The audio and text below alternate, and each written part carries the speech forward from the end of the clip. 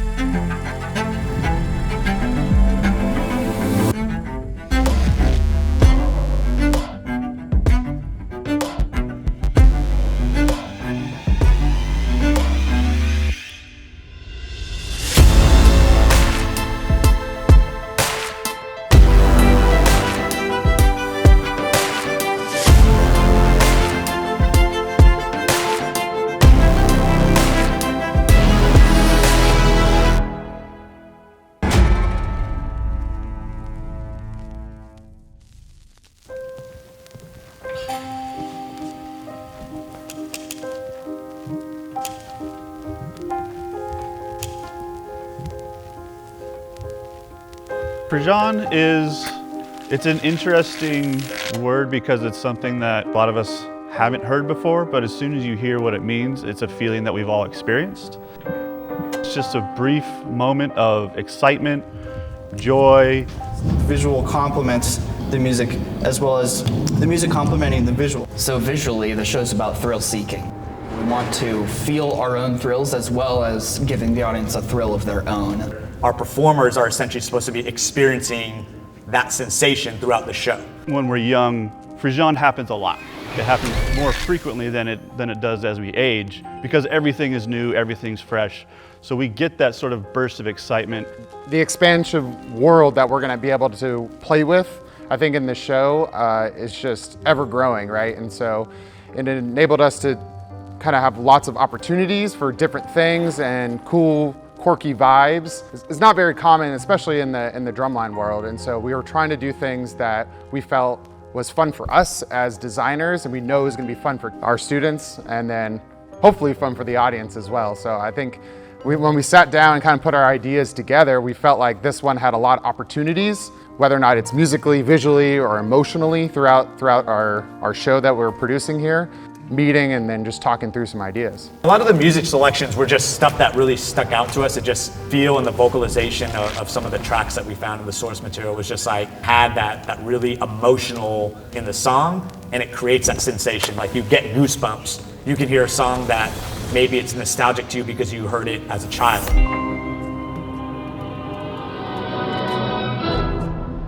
Didn't you feel triumphant? Now you can really understand what the meaning of music is. It's the way it makes you feel when you hear it. Well, I've always been a huge fan of Radiohead. You could sense that it just has this openness and this innocence to it that doesn't really come across in the original tune. That's where it felt like it would be really interesting to just reorchestrate that and have it be played with the child's bells and the child's instruments. That style of music, and when it was released, it's very much like a genre of music that's so recognizable. We have those sounds not only in like visibly in acoustic, but also in the digital form as far as like through our electronics as well. Frisson. Un bref moment d'excitation, un mouvement léger. So the beginning of the show starts with all the performers kind of wrapped around one of these record player props. Right, and so the idea is that the members are just a bigger expansion of that record player prop. As the record spins faster, the music comes out.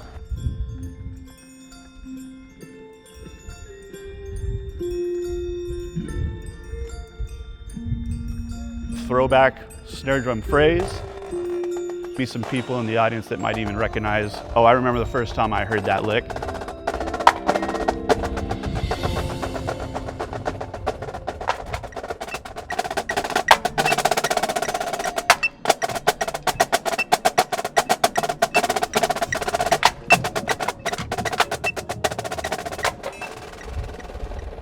Où est le frisson?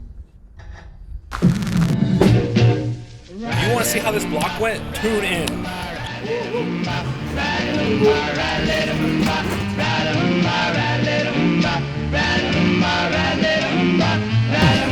That's a wrap. One day while I was sitting. So Angie here bought a can of beans with no can opener. So we're like, how are we gonna open this? So we used the flat end of the gong mallet.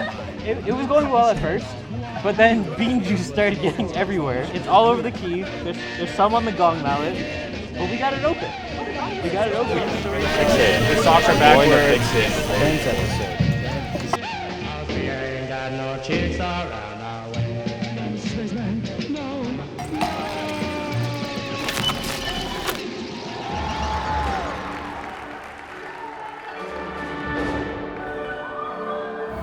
Mood's already like kind of fun, kind of whimsical. We have some harpsichord textures as well.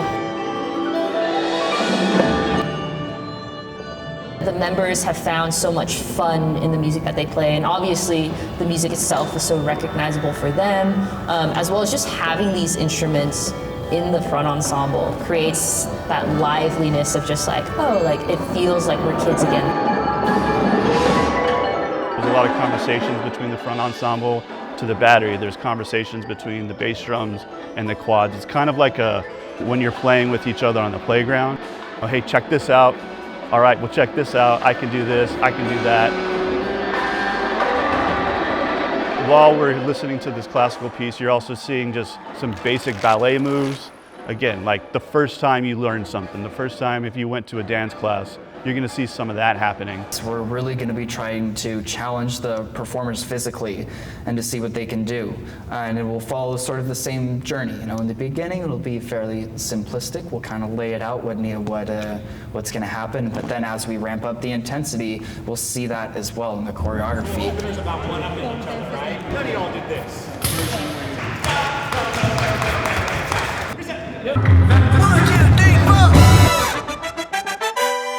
Too blessed to be too stressed. Keep it fly like a bird, I'm sorry. Like a bird, I'm sorry. I'ma take it down cause I'm ready to go. Like Louis Armstrong, you could call me Satchmo. You could call me Satchmo.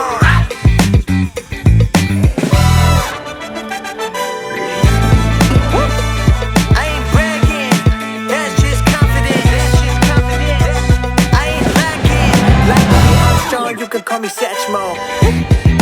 You could call me Satchmo. And then we're into the postseason, season. We get to the next moment that we're calling the record scratch.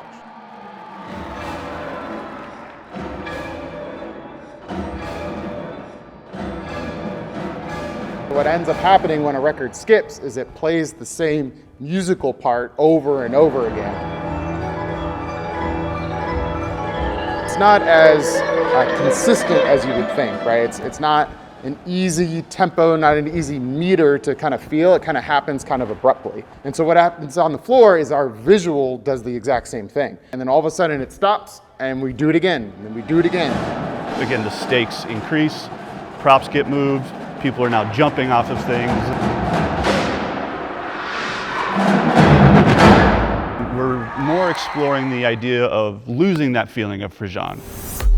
And that's essentially from there, it's just about one-upping that level of thrill. The whole entire show is supposed to kind of just be an escalation of that sense of excitement and how we utilize the performers and how we utilize the props. This experience and this process is that you get to see the members being involved with the design team and just like, all right, we know we want it to be something like this. What do you got? That challenge that we all have to like always feel like we have to do something bigger, something better, something more exciting. And then you see that by the end, we kind of like throw all the tricks out there that we can. And that's sort of where the show takes a little bit of a turn.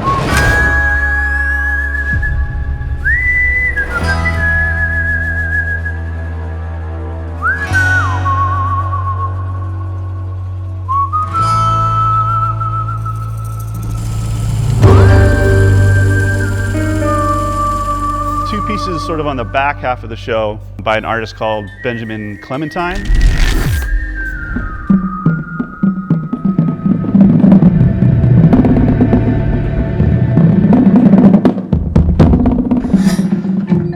has this really sort of almost haunting, beautiful voice.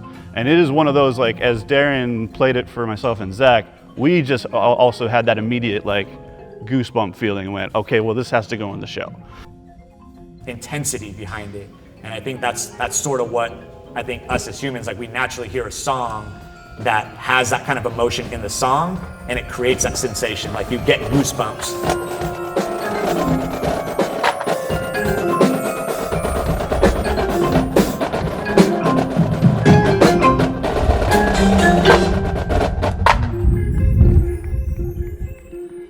For me, one of the most exciting things about a show like this is that we're basically just creating a playground. We're not really creating, like, giving the script and the placement, all that stuff. Like, obviously that's part of it, but it's essentially like a playground where the members are gonna have to experience and experiment with the things that we're challenging them with.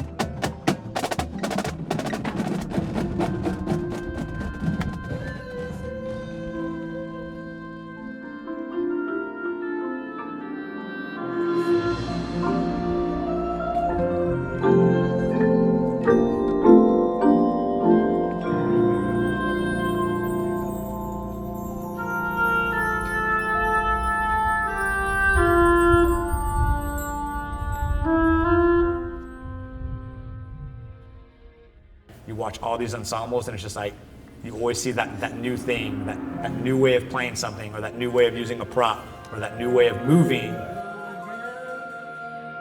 All those things are essentially what creates 𝚑rēഃsôN and the audience members and the fans of this activity in general.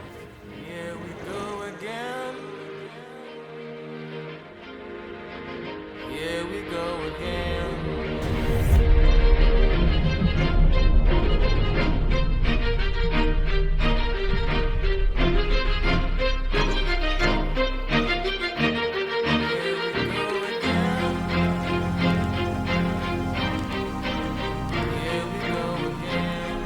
Accomplishment, but also just like exhaustion.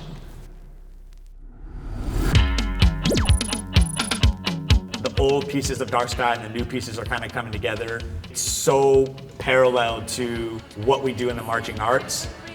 It creates that connection behind the creation of this show.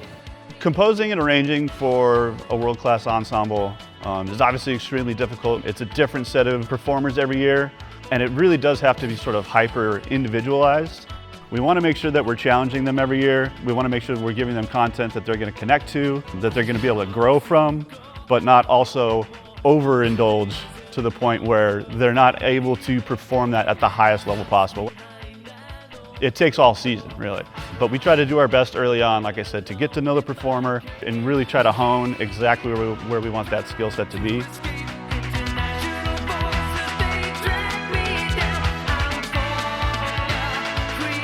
Something that they're going to enjoy and they're going to be able to perfect. For me, one of the most exciting things about a show like this is that we're basically just, we're creating a playground. We're not really creating, like, giving the script and the placement, all that stuff. Like, obviously that's part of it, but it's essentially like a playground where the members are going to have to experience and experiment with the things that we're challenging them with. Because someone is writing this for you and only this moment. And that show will no longer exist the same way it does with the same people. All those things are essentially what creates 𝚑rēةsôN and the audience members and the fans of this activity in general.